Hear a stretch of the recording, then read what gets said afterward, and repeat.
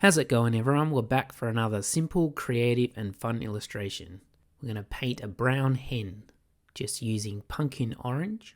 If you haven't watched the previous episodes, go back and watch those, but let's get stuck into drawing our hen. I'm not sketching in the hen or making any alterations. I'm just drawing solid lines and going with whatever I create. This doesn't just remove the fussiness and perfectionism, but it also makes the whole process more enjoyable.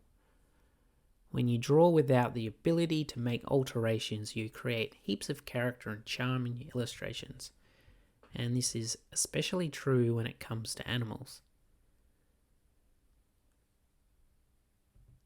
So I'm really just embracing the distorted proportions and getting excited by whatever my hand creates. Because you only have one go at gathering the information from the subject to then transfer onto paper, you're really forced to observe only the most important features. And this is what will give your illustration its uniqueness and that illustrative charm. I teach this method of illustration in part 2 of my watercolor course as a way to loosen up and connect or reconnect with the joy of watercolor. Painting exactly what you see is often someone's first goal, but when you embrace your individuality by creating that subject in your own style, you have taken your understanding to the next level.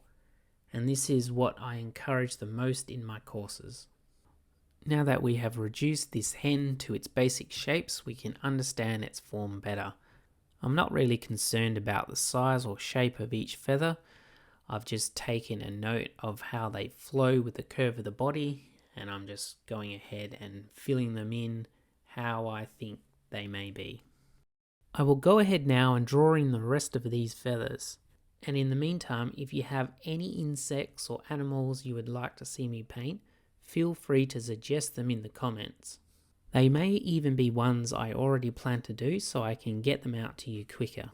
I hope to continue with these quick and easy illustration tutorials, but it really comes down to whether people enjoy them or not. So don't forget to like and let me know in the comments below.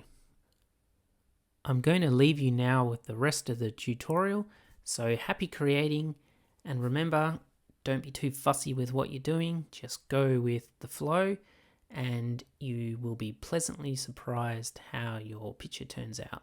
The drawing is only the first step, so once you get stuck into the painting and you build up a few layers, if you weren't happy with a few things that you drew, you won't even notice it by then. So make sure you do continue on, even if you hate your illustration, your drawing I mean, at the start, continue on. Be happy you did by the end.